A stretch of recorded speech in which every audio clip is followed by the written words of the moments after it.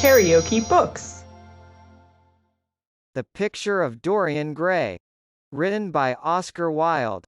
Introduction by Daniel Pratt. Illustrations by Anthony van Dyck. Chapter 17. A week later, Dorian Gray was sitting in the conservatory at Selby Royal, talking to the pretty Duchess of Monmouth, who with her husband, a jaded-looking man of 60, was amongst his guests. It was tea-time, and the mellow light of the huge, lace-covered lamp that stood on the table lit up the delicate china and hammered silver of the service at which the Duchess was presiding. Her white hands were moving daintily among the cups, and her full red lips were smiling at something that Dorian had whispered to her. Lord Henry was lying back in a silk-draped wicker chair, looking at them. On a peach-coloured divan sat Lady Narborough, pretending to listen to the Duke's description of the last Brazilian beetle that he had added to his collection. 3 young men in elaborate smoking suits were handing tea cakes to some of the women. The house party consisted of 12 people, and there were more expected to arrive on the next day. "What are you two talking about?" said Lord Henry, strolling over to the table and putting his cup down. "I hope Dorian has told you about my plan for rechristening everything, Gladys. It is a delightful idea." "But I don't want to be rechristened, Harry," rejoined the Duchess, looking up at him with her wonderful eyes. "I am quite satisfied with my own name, and I am sure Mr. Gray should be satisfied with his. My dear Gladys, I would not alter either name for the world. They are both perfect. I was thinking chiefly of flowers. Yesterday I cut an orchid, for my buttonhole. It was a marvellous spotted thing, as effective as the 7 deadly sins. In a thoughtless moment I asked one of the gardeners what it was called. He told me it was a fine specimen of Robinsoniana, or something dreadful of that kind. It is a sad truth, but we have lost the faculty of giving lovely names to things. Names are everything. I never quarrel with actions. My one quarrel is with words. That is the reason I hate vulgar realism in literature. The man who could call a spade should be compelled to use one. It is the only thing he is fit for." "Then what should we call you, Harry?" she asked. "His name is Prince Paradox," said Dorian. "I recognize him in a flash," exclaimed the Duchess. "I won't hear of it," laughed Lord Henry, sinking into a chair. "From a label there is no escape. I refuse the title." "Royalties may not abdicate," fell as a warning from pretty lips. "You wish me to defend my throne, then?" "Yes. I give the truths of tomorrow. I prefer the mistakes of today," she answered. "You disarm me, Gladys," he cried, catching the wilfulness of her mood. "Of your shield, Harry, not of your spear. I never tilt against beauty," he said, with a wave of his hand. "That is your error, Harry, believe me. You value beauty far too much." "How can you say that?" "I admit that I think that it is better to be beautiful than to be good. But on the other hand, no one is more ready than I am to acknowledge that it is better to be good than to be ugly." "Ugliness is one of the 7 deadly sins, then?" cried the Duchess. "What becomes of your simile about the orchid?" "Ugliness is one of the 7 deadly virtues, Gladys. You, as a good Tory, must not underrate them. Beer, the Bible, and the 7 deadly virtues have made our England what she is." "You don't like your country, then?" she asked. "I live in it." "That you may censure it the better. Would you have me take the verdict of Europe on it?" he inquired. "What do they say of us?" "That Tartuffe has emigrated to England and opened a shop." "Is that yours, Harry?" "I give it to you." "I could not use it." "It is too true." "You need not be afraid. Our countrymen never recognize a description. They are practical. They are more cunning than practical. When they make up their ledger, they balance stupidity by wealth, and vice by hypocrisy. Still, we have done great things. Great things have been thrust on us, Gladys. We have carried their burden. Only as far as the stock exchange. She shook her head. I believe in the race, she cried. It represents the survival of the pushing. It has development. Decay fascinates me more. What of art? She asked. It is a malady. Love? An illusion. Religion? The fashionable substitute for belief. You are a skeptic. Never. Skepticism is the beginning of faith. What are you? To define is to limit. Give me a clue. Threads snap. You would lose your way in the labyrinth. You bewilder me. Let us talk of someone else. Our host is a delightful topic. Years ago he was christened Prince Charming. Ah! Don't remind me of that, cried Dorian Gray. Our host is rather horrid this evening, answered the Duchess, colouring. I believe he thinks that Monmouth married me on purely scientific principles as the best specimen he could find of a modern butterfly. Well, I hope he won't stick pins into you, Duchess, laughed Dorian. Oh. My maid does that already, Mr. Gray, when she is annoyed with me. And what does she get annoyed with you about, Duchess? For the most trivial things, Mr. Gray, I assure you. Usually because I come in at 10 minutes to 9 and tell her that I must be dressed by 8:30. How unreasonable of her. You should give her warning. I daren't, Mr. Gray. Why, she invents hats for me. You remember the one I wore at Lady Hillstone's garden party? You don't, but it is nice of you to pretend that you do. Well, she made it out of nothing. All good hats are made out of nothing. Like all good reputations, Gladys, interrupted Lord Henry. Every effect that one produces gives one an enemy. To be popular one must be a mediocrity. Not with women, said the Duchess, shaking her head, and women rule the world. I assure you we can't bear mediocrities. We women, as someone says, love with our ears, just as you men love with your eyes, if you ever love at all. It seems to me that we never do anything else, murmured Dorian. Ah. Then, you never really love, Mr. Gray, answered the Duchess with mock sadness. My dear Gladys, cried Lord Henry. How can you say that? Romance lives by repetition, and repetition converts an appetite into an art. Besides, each time that one loves is the only time one has ever loved. Difference of object does not alter singleness of passion. It merely intensifies it. We can have in life but one great experience at best, and the secret of life is to reproduce that experience as often as possible. Even when one has been wounded by it, Harry? Asked the Duchess after a pause. Especially when one has been wounded by it, answered Lord Henry. The Duchess turned and looked at Dorian Gray with a curious expression in her eyes. What do you say to that, Mr. Gray? She inquired. Dorian hesitated for a moment. Then he threw his head back and laughed. I always agree with Harry, Duchess. Even when he is wrong? Harry is never wrong, Duchess. And does his philosophy make you happy? I have never searched for happiness. Who wants happiness? I have searched for pleasure. And found it, Mr. Gray?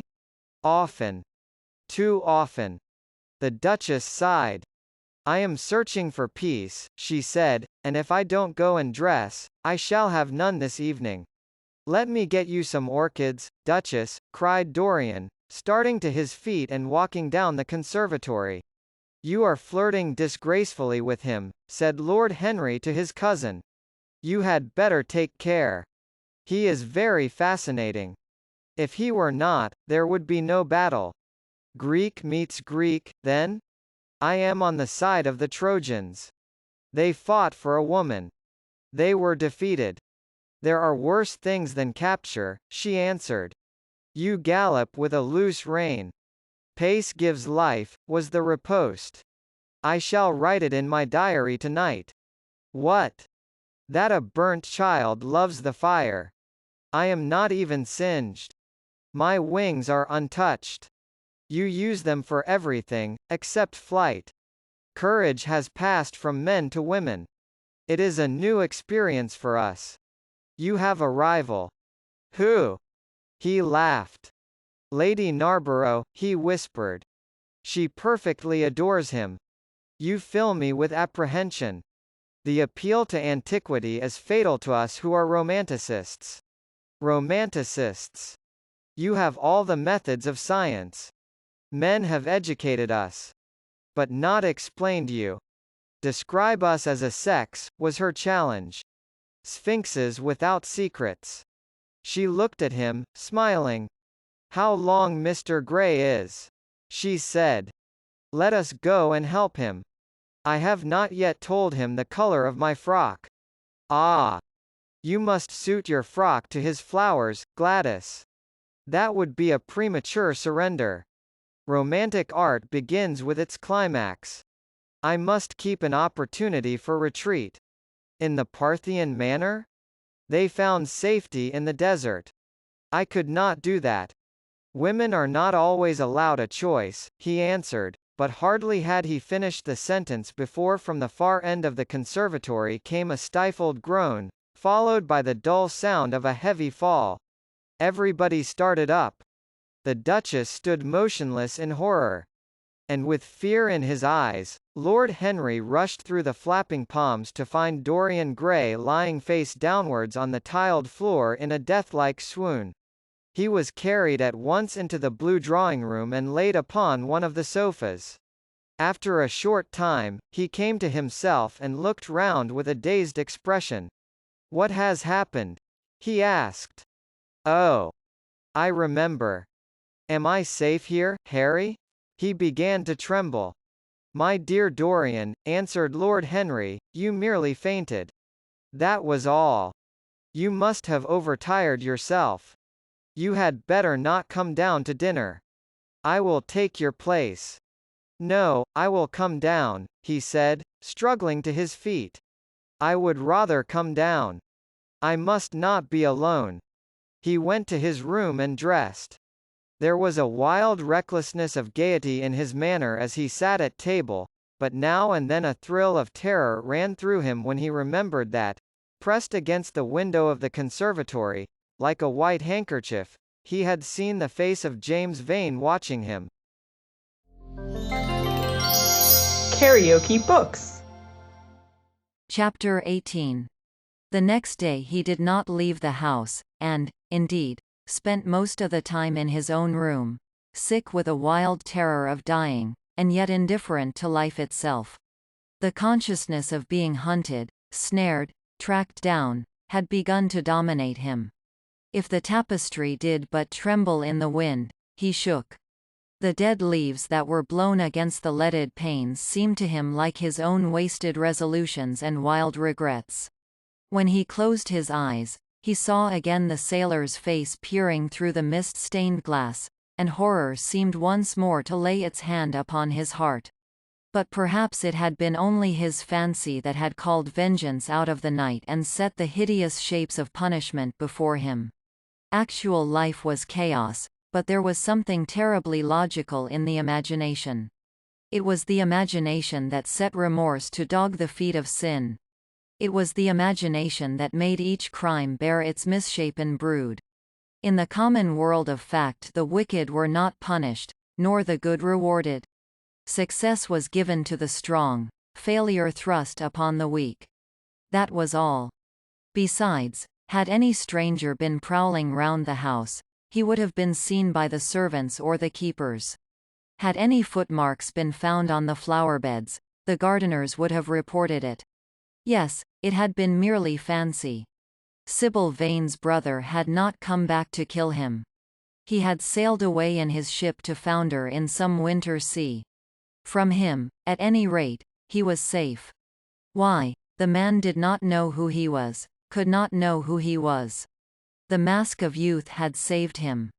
And yet if it had been merely an illusion, how terrible it was to think that conscience could raise such fearful phantoms, and give them visible form, and make them move before one. What sort of life would his be if, day and night, shadows of his crime were to peer at him from silent corners, to mock him from secret places, to whisper in his ear as he sat at the feast, to wake him with icy fingers as he lay asleep? As the thought crept through his brain, he grew pale with terror, and the air seemed to him to have become suddenly colder. Oh!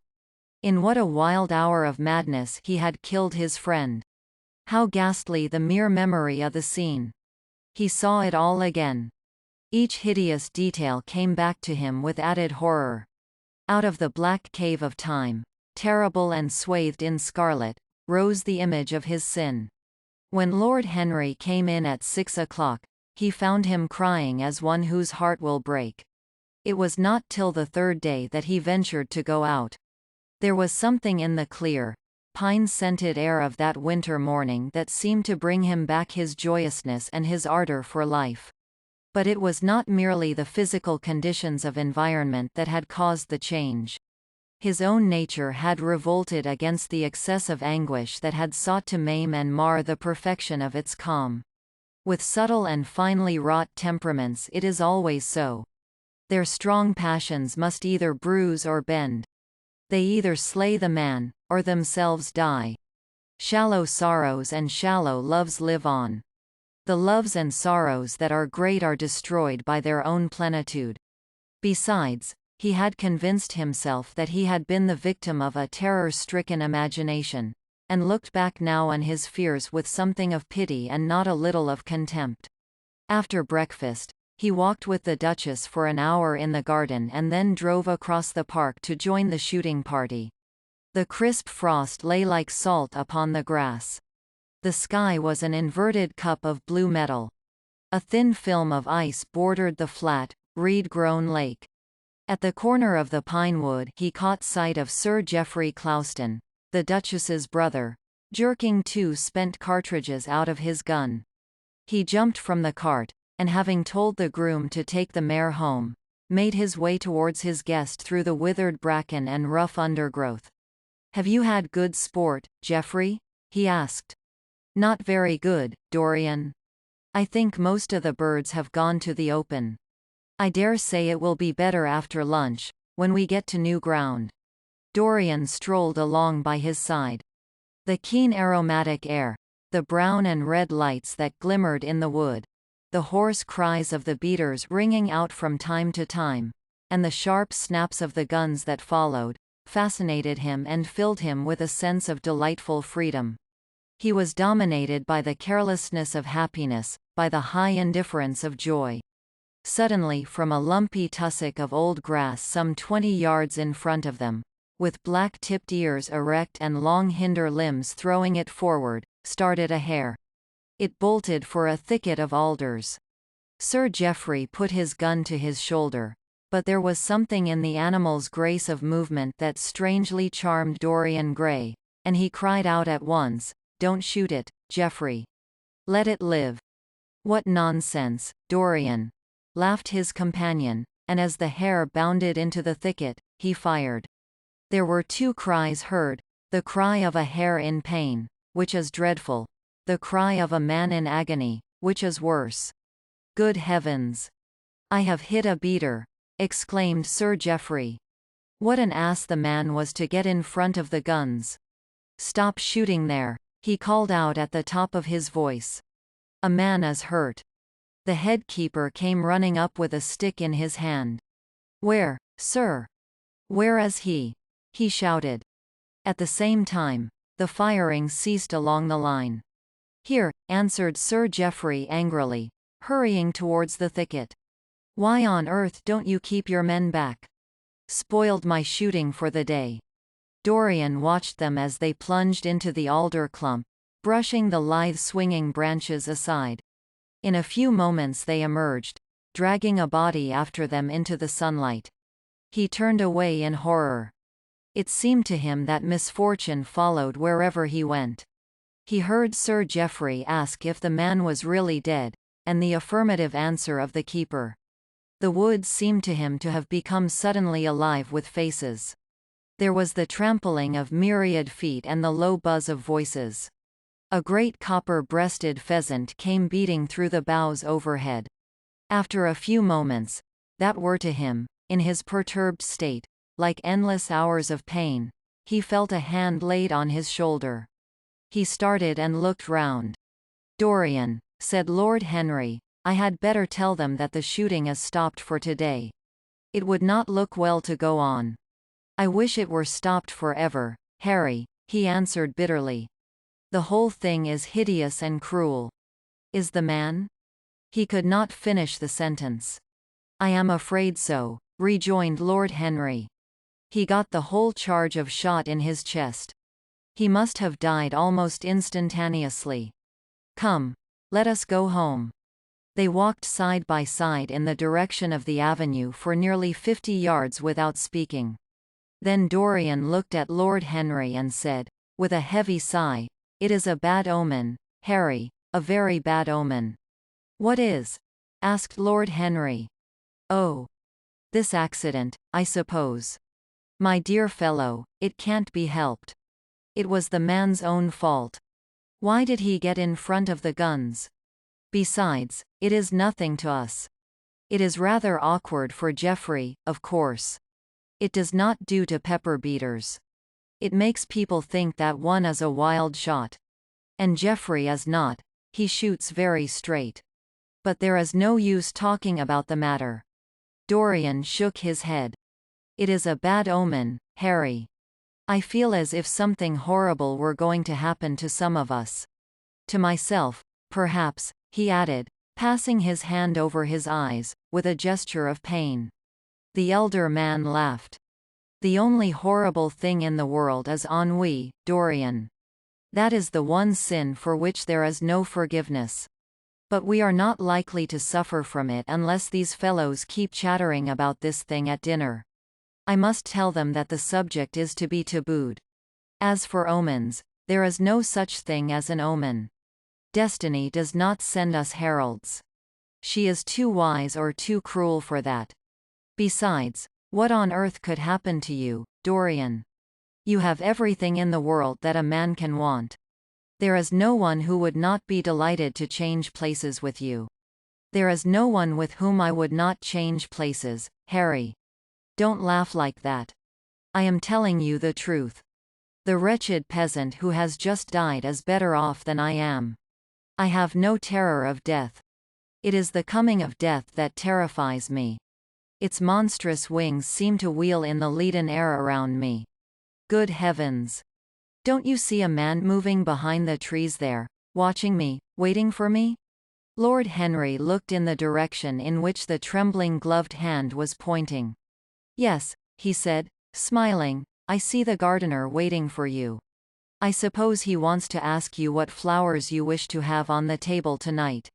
How absurdly nervous you are, my dear fellow. You must come and see my doctor, when we get back to town." Dorian heaved a sigh of relief as he saw the gardener approaching. The man touched his hat, glanced for a moment at Lord Henry in a hesitating manner, and then produced a letter, which he handed to his master. "Her Grace told me to wait for an answer," he murmured. Dorian put the letter into his pocket. "Tell Her Grace that I am coming in," he said, coldly. The man turned round and went rapidly in the direction of the house. "How fond women are of doing dangerous things," laughed Lord Henry. "It is one of the qualities in them that I admire most. A woman will flirt with anybody in the world as long as other people are looking on. How fond you are of saying dangerous things, Harry. In the present instance, you are quite astray. I like the Duchess very much, but I don't love her. And the Duchess loves you very much, but she likes you less, so you are excellently matched. You are talking scandal, Harry, and there is never any basis for scandal. The basis of every scandal is an immoral certainty," said Lord Henry, lighting a cigarette. "You would sacrifice anybody, Harry, for the sake of an epigram." "The world goes to the altar of its own accord," was the answer. "I wish I could love," cried Dorian Gray with a deep note of pathos in his voice. But I seem to have lost the passion and forgotten the desire. I am too much concentrated on myself. My own personality has become a burden to me. I want to escape, to go away, to forget. It was silly of me to come down here at all. I think I shall send a wire to Harvey to have the yacht got ready. On a yacht one is safe. Safe from what, Dorian? You are in some trouble. Why not tell me what it is? You know I would help you. I can't tell you, Harry, he answered sadly. And I dare say it is only a fancy of mine. This unfortunate accident has upset me. I have a horrible presentiment that something of the kind may happen to me. What nonsense. I hope it is, but I can't help feeling it. Ah. Here is the Duchess, looking like Artemis in a tailor-made gown. You see we have come back, Duchess. I have heard all about it, Mr. Gray, she answered. Poor Geoffrey is terribly upset. And it seems that you asked him not to shoot the hare. How curious. Yes, it was very curious. I don't know what made me say it. Some whim, I suppose. It looked the loveliest of little live things. But I am sorry they told you about the man. It is a hideous subject. It is an annoying subject, broke in Lord Henry. It has no psychological value at all. Now if Geoffrey had done the thing on purpose, how interesting he would be. I should like to know someone who had committed a real murder. How horrid of you, Harry, cried the Duchess. Isn't it, Mr. Gray? Harry, Mr. Gray is ill again. He is going to faint. Dorian drew himself up with an effort and smiled. It is nothing, Duchess, he murmured. My nerves are dreadfully out of order. That is all. I am afraid I walked too far this morning. I didn't hear what Harry said. Was it very bad? You must tell me some other time. I think I must go and lie down. You will excuse me, won't you? They had reached the great flight of steps that led from the conservatory onto the terrace. As the glass door closed behind Dorian, Lord Henry turned and looked at the Duchess with his slumberous eyes. Are you very much in love with him? He asked. She did not answer for some time, but stood gazing at the landscape. I wish I knew, she said at last. He shook his head. Knowledge would be fatal. It is the uncertainty that charms one. A mist makes things wonderful. One may lose one's way. Always end at the same point, my dear Gladys. What is that? Disillusion. It was my debut in life, she sighed. It came to you crowned. I am tired of strawberry leaves. They become you. Only in public. You would miss them, said Lord Henry. I will not part with a petal. Monmouth has ears. Old age is dull of hearing. Has he never been jealous? I wish he had been. He glanced about as if in search of something. What are you looking for? She inquired. The button from your foil, he answered. You have dropped it. She laughed. I have still the mask. It makes your eyes lovelier, was his reply. She laughed again. Her teeth showed like white seeds in a scarlet fruit. Upstairs, in his own room, Dorian Gray was lying on a sofa, with terror in every tingling fiber of his body. Life had suddenly become too hideous a burden for him to bear. The dreadful death of the unlucky beater, shot in the thicket like a wild animal, had seemed to him to prefigure death for himself also. He had nearly swooned at what Lord Henry had said in a chance mood of cynical jesting. At 5 o'clock he rang his bell for his servant and gave him orders to pack his things for the night express to town, and to have the brougham at the door by 8:30. He was determined not to sleep another night at Selby Royal. It was an ill-omened place. Death walked there in the sunlight. The grass of the forest had been spotted with blood. Then he wrote a note to Lord Henry, telling him that he was going up to town to consult his doctor and asking him to entertain his guests in his absence. As he was putting it into the envelope, a knock came to the door. and his valet informed him that the head keeper wished to see him. He frowned and bit his lip. "Send him in," he muttered, after some moments' hesitation. As soon as the man entered, Dorian pulled his checkbook out of a drawer and spread it out before him. "I suppose you have come about the unfortunate accident of this morning, Thornton?" he said, taking up a pen. "Yes, sir," answered the gamekeeper. "Was the poor fellow married? Had he any people dependent on him?" asked Dorian, looking bored. "If so, I should not like them to be left in want, and will send them any sum of money you may think necessary. We don't know who he is, sir. That is what I took the liberty of coming to you about." "Don't know who he is," said Dorian, listlessly. "What do you mean? Wasn't he one of your men?" "No, sir. Never saw him before. Seems like a sailor, sir." The pen dropped from Dorian Gray's hand, and he felt as if his heart had suddenly stopped beating. "A sailor?" he cried out. "Did you say a sailor?" "Yes, sir. He looks as if he had been a sort of sailor, tattooed on both arms, and that kind of thing." "Was there anything found on him?" said Dorian, leaning forward and looking at the man with startled eyes. "Anything that would tell his name?" "Some money, sir, not much, and a 6-shooter. There was no name of any kind. A decent-looking man, sir, but rough-like. A sort of sailor, we think." Dorian started to his feet. A terrible hope fluttered past him. He clutched at it madly. "Where is the body?" he exclaimed. "Quick! I must see it at once." "It is in an empty stable in the home farm, sir. The folk don't like to have that sort of thing in their houses. They say a corpse brings bad luck." "The home farm. Go there at once and meet me.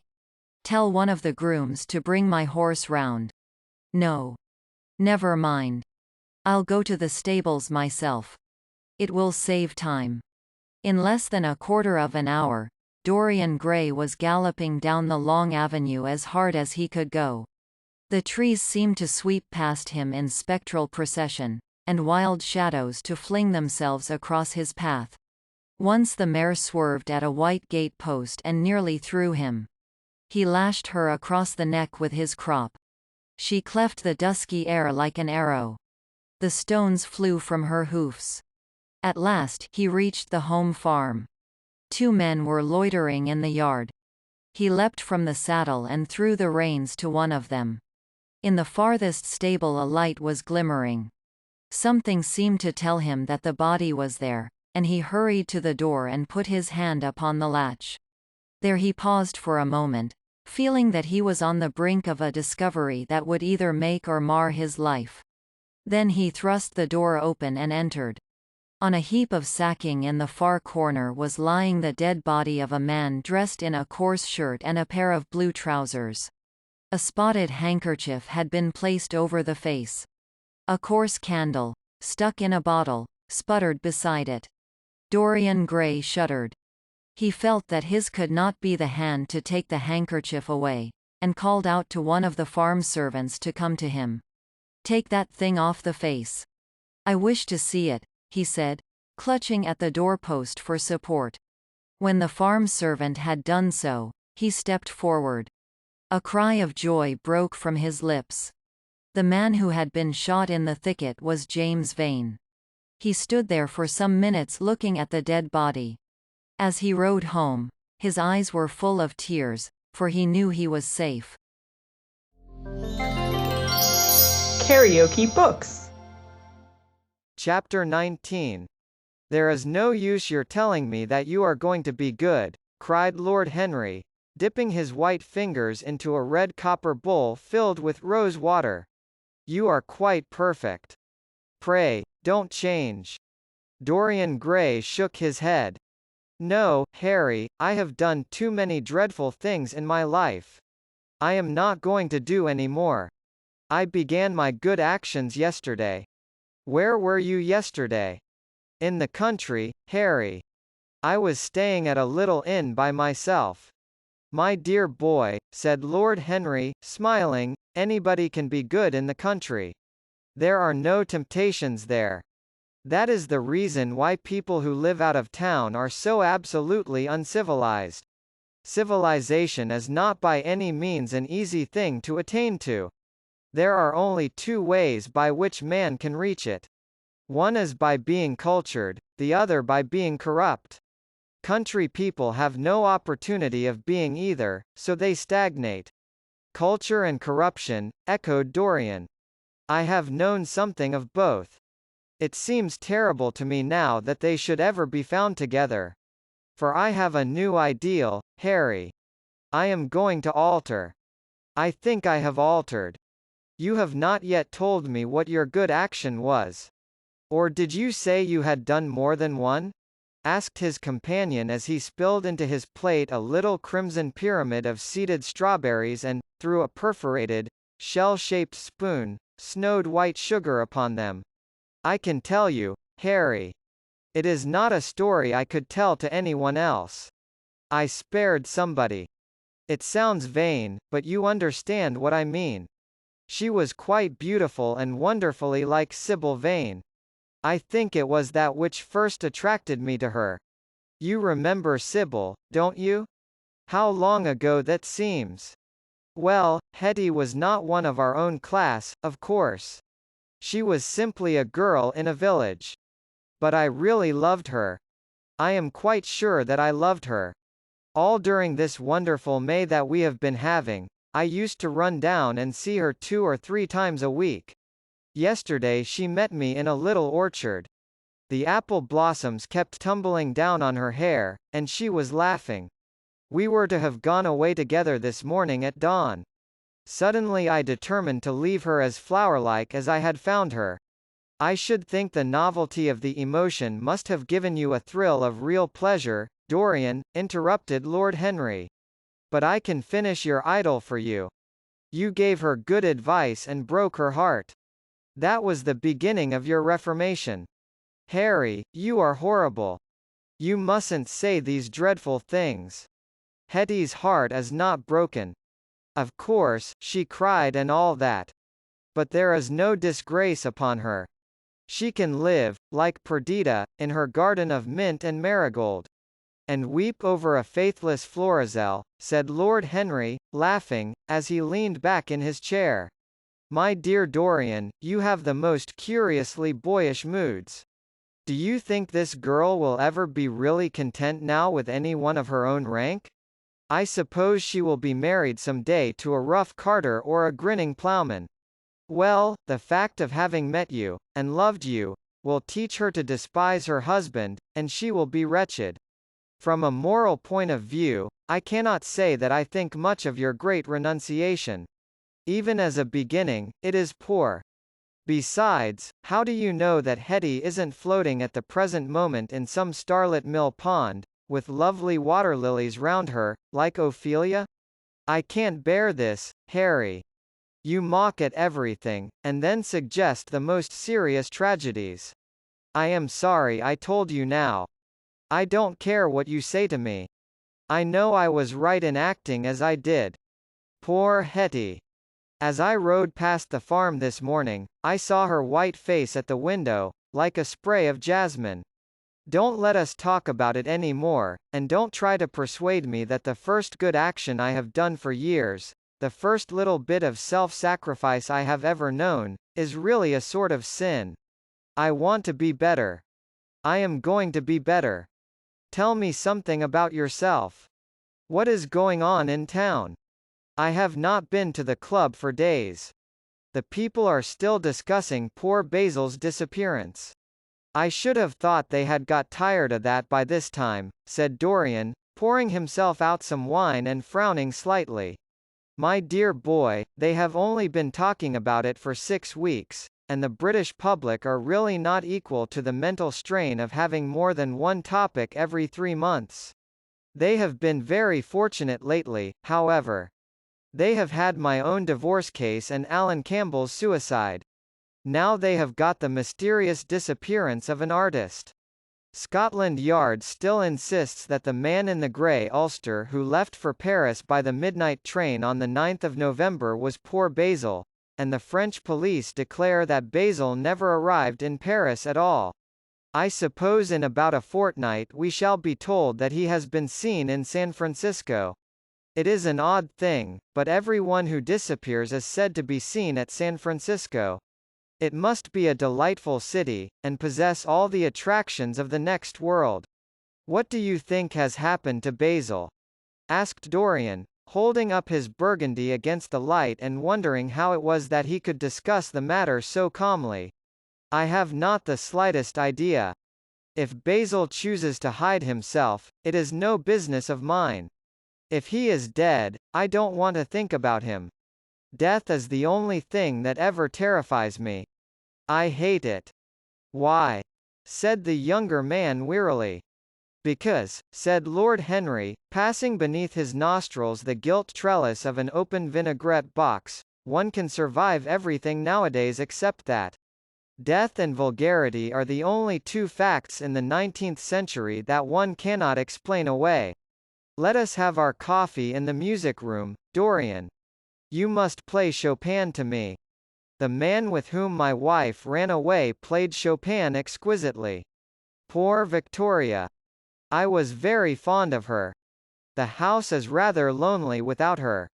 Of course, married life is merely a habit, a bad habit. But then one regrets the loss even of one's worst habits.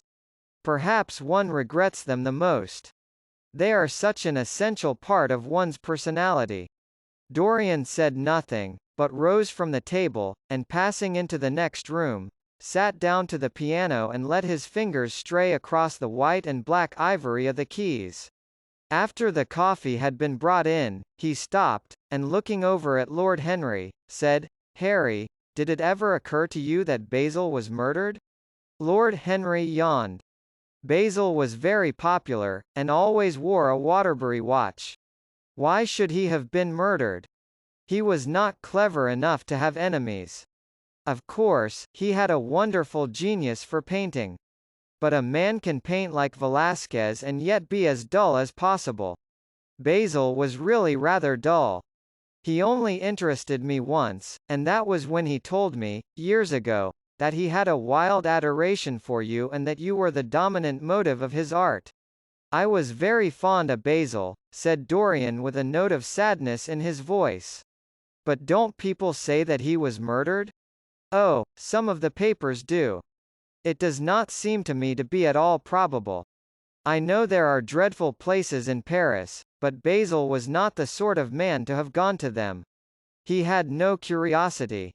It was his chief defect.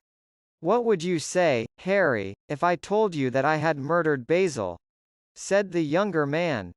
He watched him intently after he had spoken.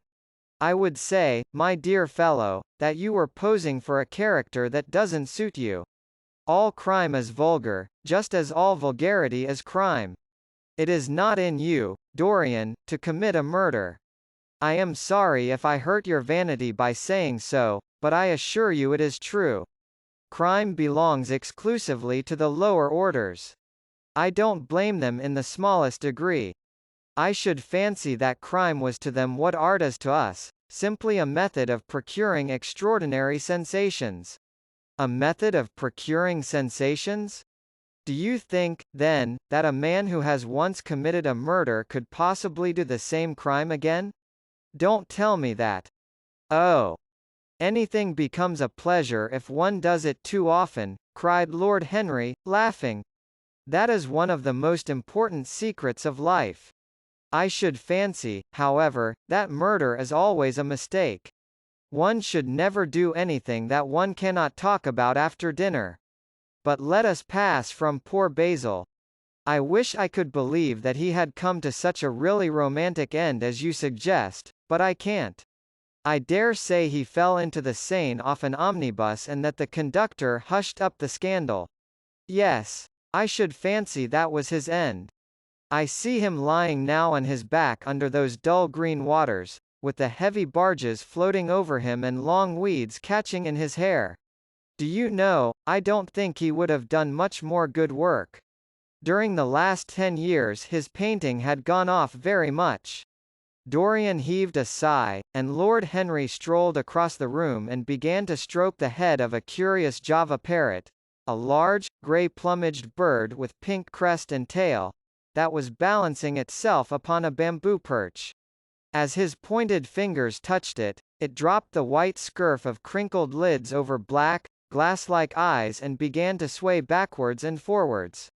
Yes, he continued, turning round and taking his handkerchief out of his pocket, his painting had quite gone off.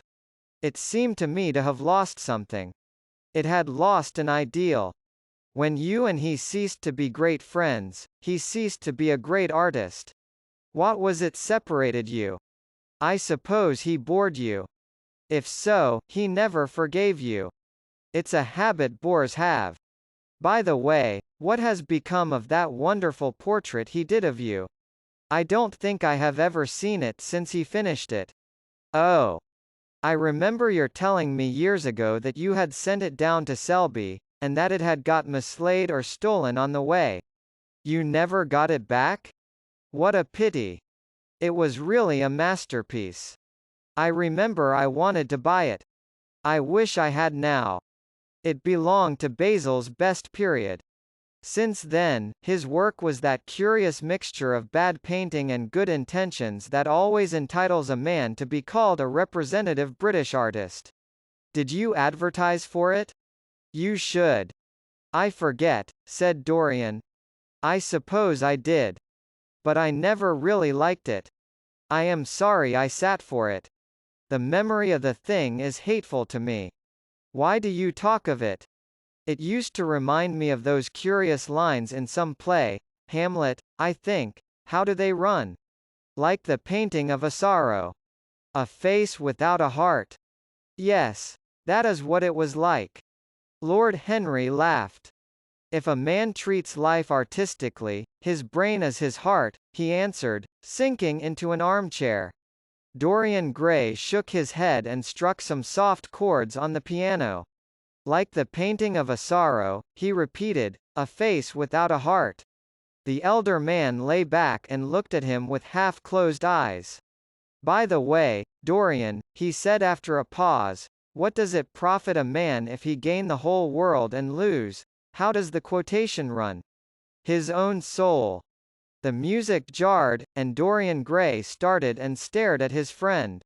Why do you ask me that, Harry? My dear fellow, said Lord Henry, elevating his eyebrows in surprise, I asked you because I thought you might be able to give me an answer. That is all.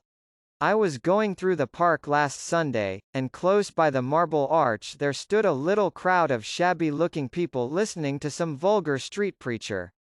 As I passed by, I heard the man yelling out that question to his audience. It struck me as being rather dramatic.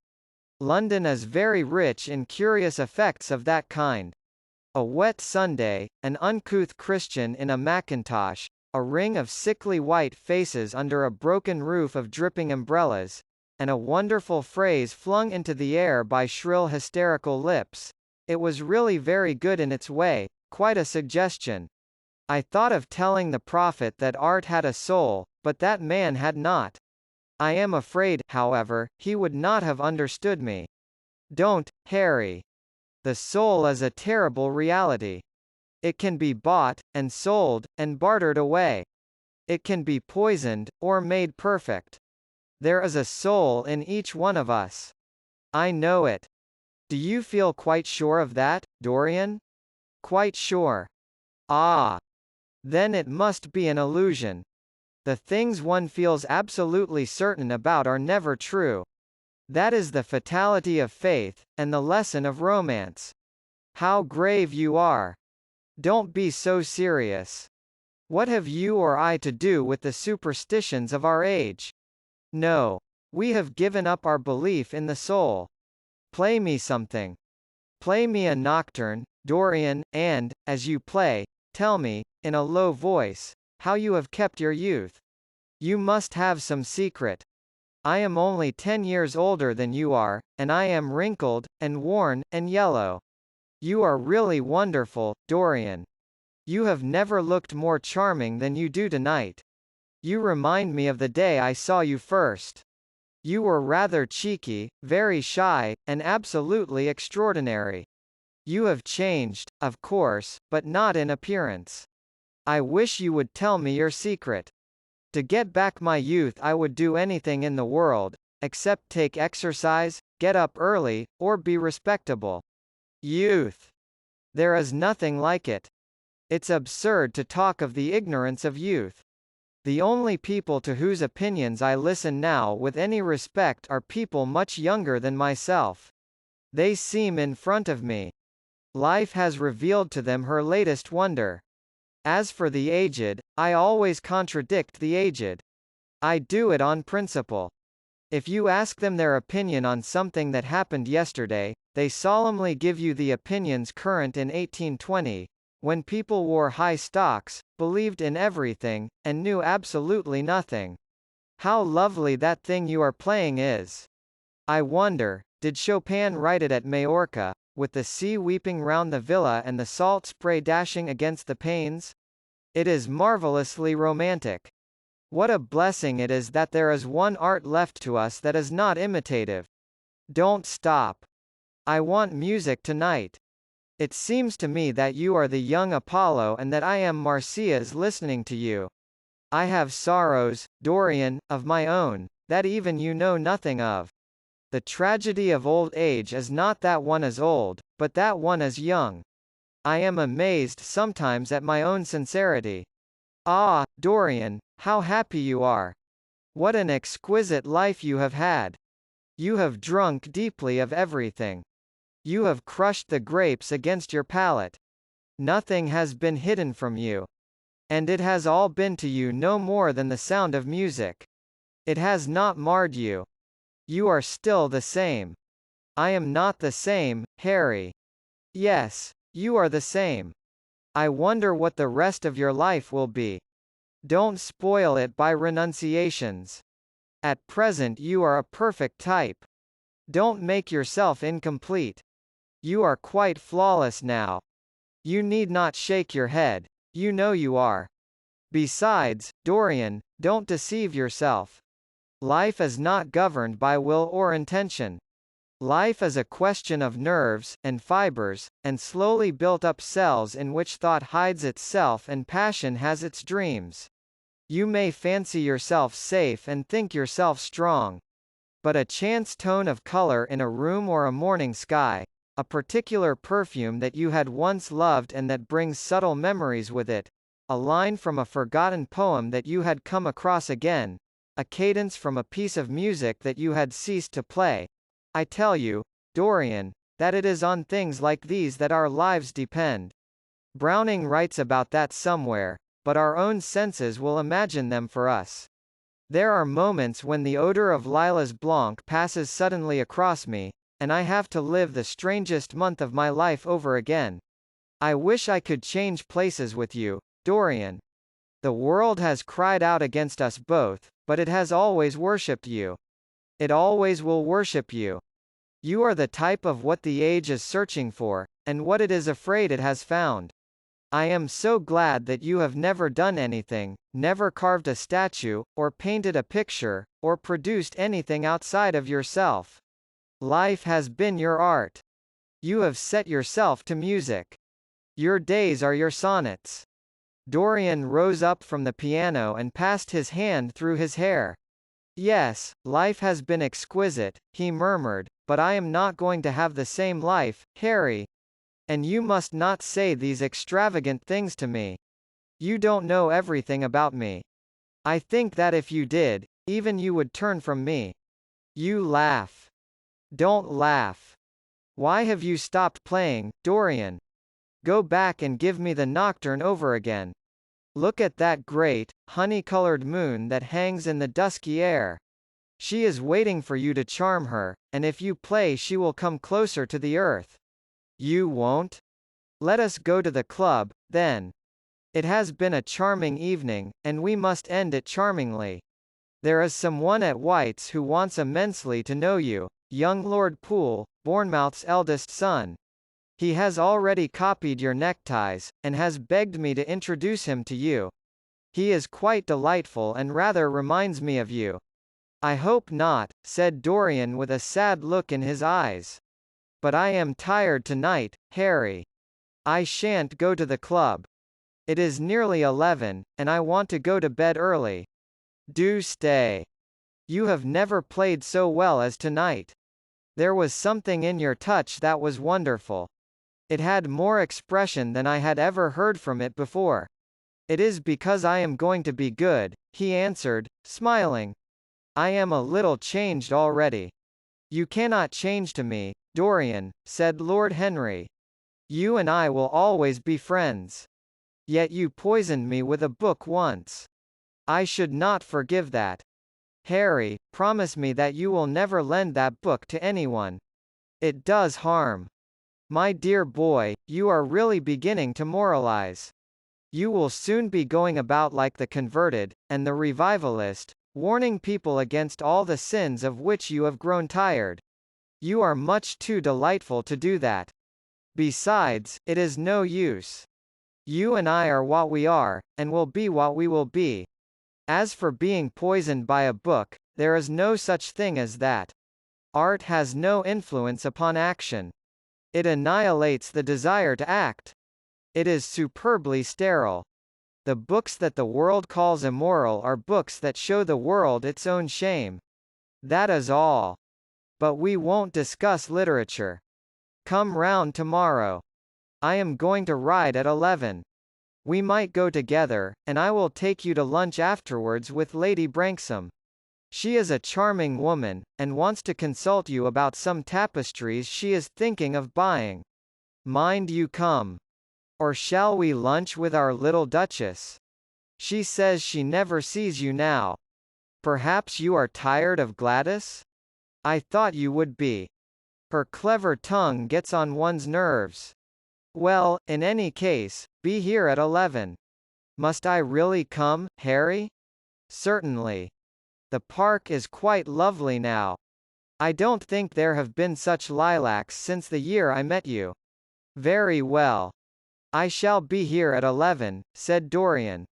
Good night, Harry. As he reached the door, he hesitated for a moment, as if he had something more to say. Then he sighed and went out. KaraokeBooks. Chapter 20. It was a lovely night, so warm that he threw his coat over his arm and did not even put his silk scarf round his throat. As he strolled home, smoking his cigarette, two young men in evening dress passed him. He heard one of them whisper to the other, "That is Dorian Gray." He remembered how pleased he used to be when he was pointed out, or stared at, or talked about. He was tired of hearing his own name now. Half the charm of the little village where he had been so often lately was that no one knew who he was. He had often told the girl whom he had lured to love him that he was poor, and she had believed him.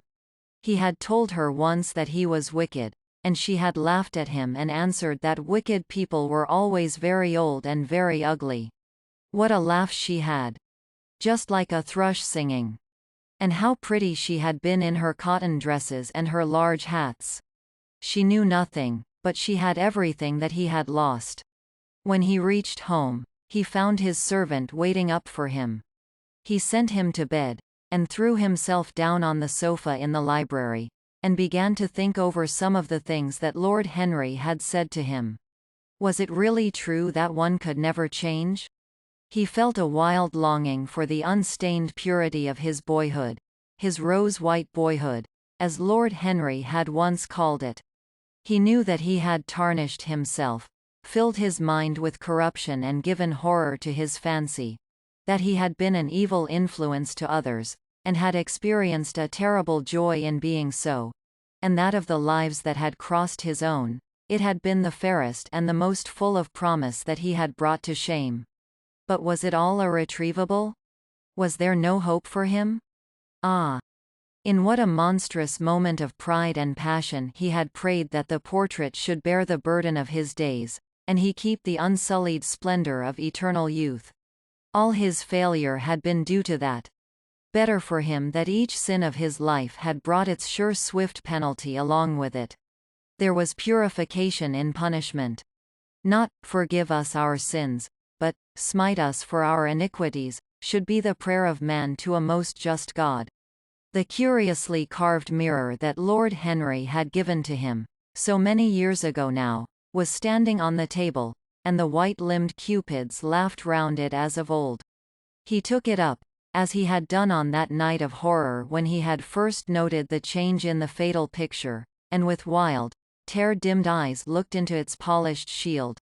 Once, someone who had terribly loved him had written to him a mad letter, ending with these idolatrous words: "The world is changed because you are made of ivory and gold. The curves of your lips rewrite history." The phrases came back to his memory, and he repeated them over and over to himself. Then he loathed his own beauty, and flinging the mirror on the floor, crushed it into silver splinters beneath his heel. It was his beauty that had ruined him, his beauty and the youth that he had prayed for. But for those two things, his life might have been free from stain. His beauty had been to him but a mask, his youth but a mockery. What was youth at best? A green, an unripe time, a time of shallow moods, and sickly thoughts. Why had he worn its livery? Youth had spoiled him. It was better not to think of the past. Nothing could alter that. It was of himself, and of his own future, that he had to think. James Vane was hidden in a nameless grave in Selby churchyard. Alan Campbell had shot himself one night in his laboratory, but had not revealed the secret that he had been forced to know. The excitement, such as it was, over Basil Hallward's disappearance would soon pass away. It was already waning. He was perfectly safe there. Nor, indeed, was it the death of Basil Hallward that weighed most upon his mind. It was the living death of his own soul that troubled him. Basil had painted the portrait that had marred his life. He could not forgive him that. It was the portrait that had done everything. Basil had said things to him that were unbearable, and that he had yet borne with patience. The murder had been simply the madness of a moment. As for Alan Campbell, his suicide had been his own act. He had chosen to do it. It was nothing to him. A new life. That was what he wanted. That was what he was waiting for. Surely he had begun it already. He had spared one innocent thing, at any rate. He would never again tempt innocence. He would be good. As he thought of Hetty Merton, he began to wonder if the portrait in the locked room had changed. Surely it was not still so horrible as it had been? Perhaps if his life became pure, he would be able to expel every sign of evil passion from the face. Perhaps the signs of evil had already gone away. He would go and look. He took the lamp from the table and crept upstairs. As he unbarred the door, a smile of joy flitted across his strangely young-looking face and lingered for a moment about his lips. Yes, he would be good, and the hideous thing that he had hidden away would no longer be a terror to him. He felt as if the load had been lifted from him already. He went in quietly, locking the door behind him, as was his custom, and dragged the purple hanging from the portrait. A cry of pain and indignation broke from him. He could see no change, save that in the eyes there was a look of cunning and in the mouth the curved wrinkle of the hypocrite. The thing was still loathsome, more loathsome, if possible, than before, and the scarlet dew that spotted the hand seemed brighter, and more like blood newly spilled. Then he trembled. Had it been merely vanity that had made him do his one good deed? Or the desire for a new sensation, as Lord Henry had hinted, with his mocking laugh? Or that passion to act a part that sometimes makes us do things finer than we are ourselves? Or, perhaps, all these? And why was the red stain larger than it had been? It seemed to have crept like a horrible disease over the wrinkled fingers. There was blood on the painted feet, as though the thing had dripped, blood even on the hand that had not held the knife. Confess? Did it mean that he was to confess? To give himself up and be put to death? He laughed. He felt that the idea was monstrous. Besides, even if he did confess, who would believe him? There was no trace of the murdered man anywhere. Everything belonging to him had been destroyed.